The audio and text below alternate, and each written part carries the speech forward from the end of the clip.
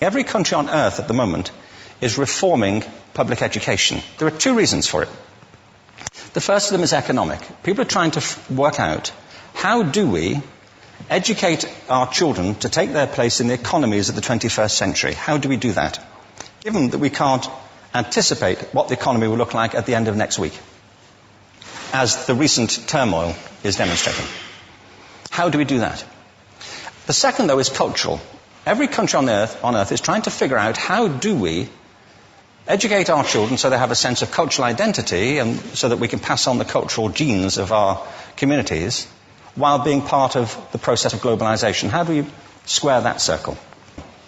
The problem is they're trying to meet the future by doing what they did in the past. And on the way, they're alienating millions of kids who don't see any purpose in going to school. When we went to school, we were kept there with a story, which is if you worked hard and did well and got a college degree, you would have a job. Our kids don't believe that. And they're right not to, by the way. You're better having a degree than not, but it's not a guarantee anymore. And particularly not if the route to it marginalizes most of the things that you think are important about yourself. Some people say we have to raise standards as if this is a breakthrough. You know, like, really, yes, we should. Why would you lower them? You know, I mean, I haven't come across an argument that persuades me of lowering them. But raising them, of course we should raise them. The problem is that the current system of education was designed and conceived and structured for a different age. It was conceived in the intellectual culture of the Enlightenment and in the economic circumstances of the Industrial Revolution. Before the middle of the 19th century, there were no systems of public education. Not really. I mean, you could get educated by Jesuits, you know, if you had the money. But public education, paid for from taxation, compulsory to everybody and free at the point of delivery, that was a revolutionary idea. And many people objected to it. They said it's not possible for many street kids, working class children, to benefit from public education. They're incapable of learning to read and write, and why are we spending time on this? So there's also built into it a whole series of assumptions about social structure and capacity. It was driven by an economic imperative of the time, but running right through it was an intellectual model of the mind, which was essentially the Enlightenment view of intelligence. That real intelligence consists in the capacity for a certain type of deductive reasoning and a knowledge of the classics originally, what we come to think of as academic ability. And this is deep in the gene pool of public education, that there are really two types of people, academic and non-academic, smart people and non-smart people. And the consequence of that is that many brilliant people think they're not, because they've been judged against this particular view of the mind. So we have twin pillars, economic and intellectual. And my view is that this model has caused chaos in many people's lives. It's been great for some. There have been people who have benefited wonderfully from it. But most people have not. Instead, they suffer this.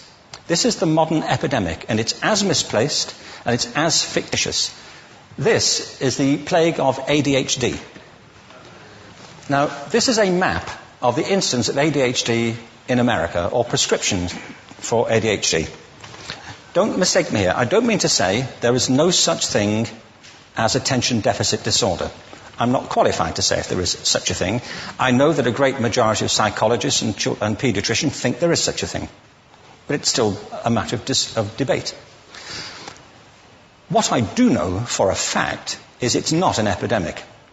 These kids are being medicated as routinely as we had our tonsils taken out.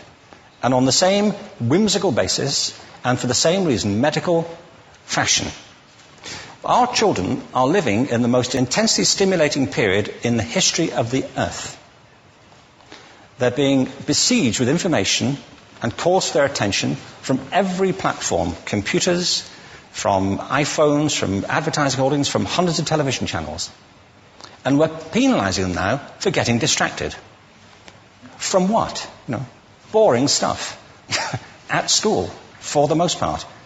It seems to me it's not a coincidence totally that the incidence of ADHD has risen in parallel with the growth of standardized testing. Now, these kids are being given Ritalin and Adderall and all manner of things, often quite dangerous drugs, to get them focused and calm them down. But according to this, attention deficit disorder increases as you travel east across the country. People start losing interest in Oklahoma.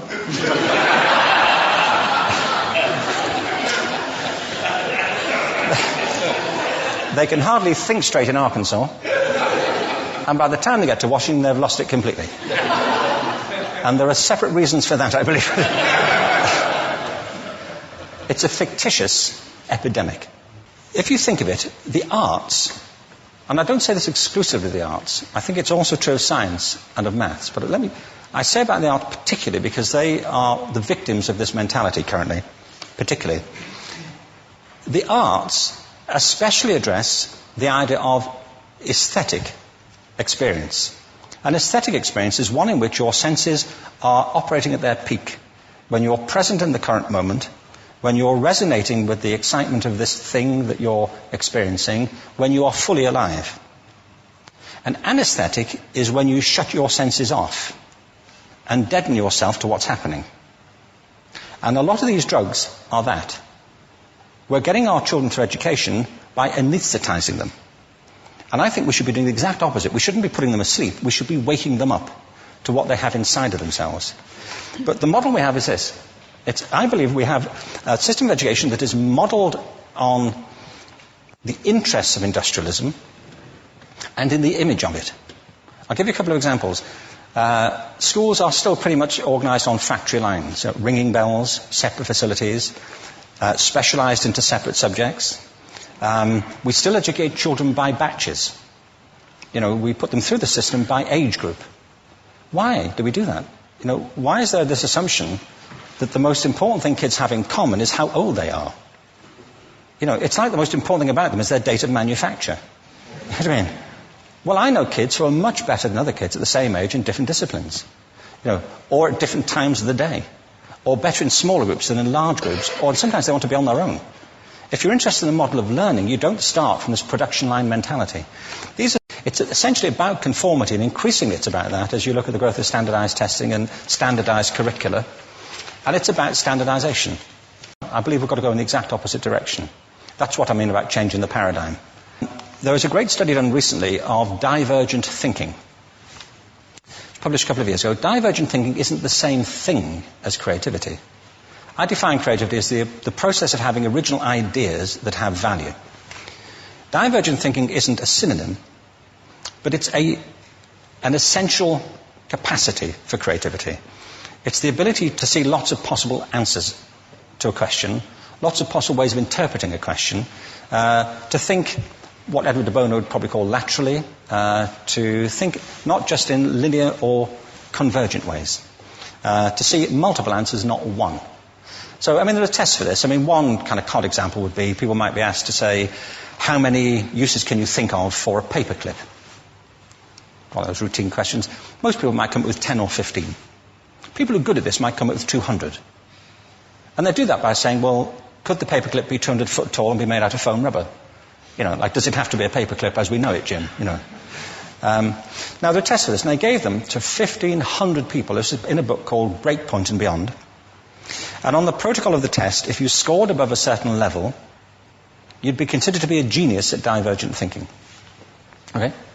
So my question to you is, what percentage of the people tested, of the 1,500, scored at genius level for divergent thinking? Now, you need to know one more thing about them. These were kindergarten children. So what do you think? What percentage at genius level? 80. 80, okay. 98%. Now, the thing about this was it was a longitudinal study. So they retested the same children 5 years later, ages of 8 to 10. What do you think? 15? They retested them again 5 years later, ages 13 to 15. You can see a trend here, can't you? Now, this tells an interesting story, because you could have imagined it going the other way, couldn't you? You start off not being very good, but you get better as you get older. But this shows two things. One is we all have this capacity, and two, it mostly deteriorates. Now, a lot of things have happened to these kids as they've grown up. A lot. But one of the most important things that happened to them, I'm convinced, is that by now they've become educated. They've spent 10 years at school being told there's one answer, it's at the back. And don't look. And don't copy, because that's cheating. I mean, outside schools, that's called collaboration, but inside schools. Now, this isn't because teachers want it this way, it's just because it happens that way. It's because it's in the gene pool of education. We have to think differently about human capacity. We have to get over this old conception of academic, non-academic, abstract, theoretical, vocational, and see it for what it is, a myth. Secondly, we have to recognize that most great learning happens in groups, that collaboration is the stuff of growth. If we atomize people and separate them and judge them separately, we form a kind of disjunction between them and their natural learning environment. And thirdly, it's crucially about the culture of our institutions, the habits of the institution and the habitats that they occupy.